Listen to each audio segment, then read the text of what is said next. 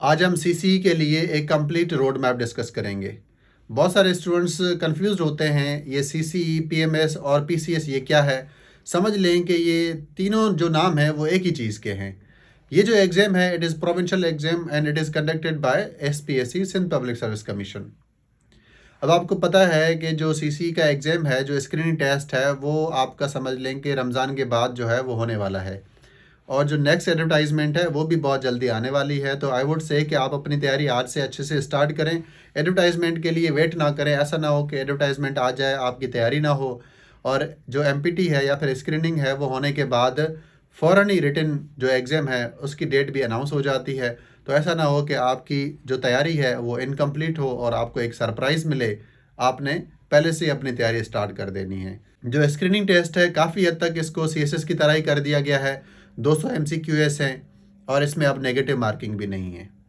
Subjects आपके वही compulsory subjects के ही सारे सब्जेक्ट्स हैं। इंग्लिश है, करंट अफेयर्स है, पाकिस्तान अफेयर्स है, जनरल साइंस है, एबिलिटी है, कुछ हद तक इस्लामिक स्टडीज़ है।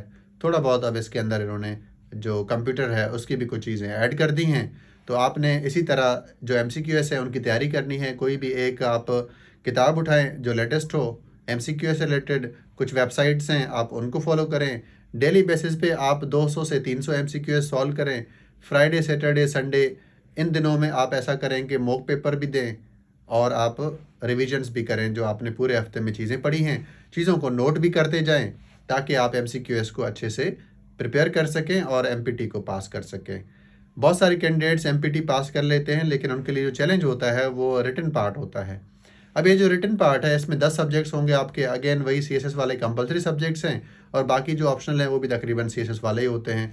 तो स्टूडेंट्स के सीएसएस और पीएमएस या फिर पीसीएस में जो सब्जेक्ट्स होते हैं वो सिमिलर ही होते हैं। और इसके अंदर अगर हम ऐसे की बात करें तो लास्ट टाइम जो ऐसे के पेपर्स आए हुए थे वो काफ़ी हद तक ईजी थे और डूएबल थे। जिसमें से एक टॉपिक जो सबसे आसान था, एनर्जी क्राइसिस वाला था, जिसमें कॉजेज़ और सॉल्यूशंस पूछे हुए थे। मेरा ख्याल है कि इस तरह का टॉपिक आया हुआ था जो बहुत सारे कैंडिडेट्स ने भी अटेम्प्ट किया।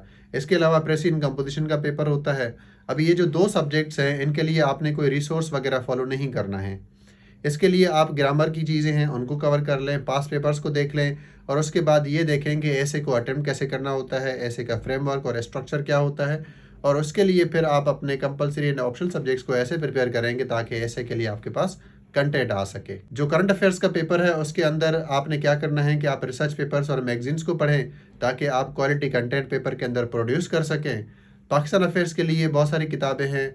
आपको जो किताब ज़्यादा सूटेबल लगती है आप उसको फॉलो कर सकते हैं। स्पेशली एफपीएससी की रिकमेंडेड किताब अगर आप फॉलो करते हैं तो ये सबसे अच्छी बात हो जाती है। इस्लामिक स्टडीज़ के लिए भी आपने इसी तरह ही करना है। यानी आपने क्या करना है, अगेन जो सीएसएस की तैयारी है वही पीसीएस में भी आपकी यूज़ होने वाली है।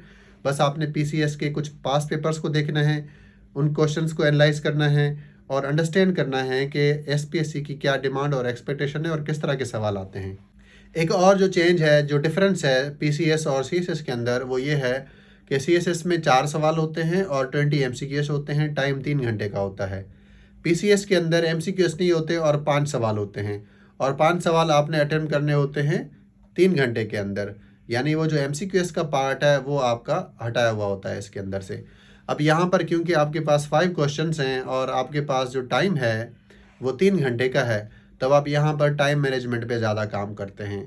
जितना ज़्यादा हो सके आप लिखने की प्रैक्टिस करिएगा। लिखेंगे, उसको चेक करवाएंगे ताकि आपकी टाइम पे जो है एक कमांड हो सके और आप टाइम मैनेजमेंट कर सकें। ऐसा ना हो कि फिर आप एग्ज़ाम में जो है टाइम अपना जो है अच्छे से यूटिलाइज़ ना कर पाएँ और आपसे सवाल जो है वो स्किप हो जाए या फिर रह जाए। तो जब भी आप क्वेश्चंस अटेम्प्ट करें तो उसका नोट ज़रूर पढ़ना है, इंस्ट्रक्शंस को ज़रूर पढ़ना है ताकि अगर उसमें कोई तब्दीली की हुई हो तो आपने उसको आइडेंटिफाई करना है। क्योंकि कभी-कभी ऐसा होता है कि इंस्ट्रक्शंस में एक सवाल को कंपल्सरी किया हुआ होता है। कभी-कभी ऐसा भी हो जाता है क्योंकि इंस्ट्रक्शन जो है वो चेंज होती रहती हैं। वही सेम इंस्ट्रक्शंस हर दफ़ा नहीं होते, तो पेपर्स के अंदर थोड़ी बहुत मॉडिफ़िकेशन होती रहती है। तो आई वुड से कि आप अपनी जो सीसीई की तैयारी है वो आज से ही स्टार्ट करें ताकि आप वक्त से पहले खुद को प्रिपेयर कर सकें।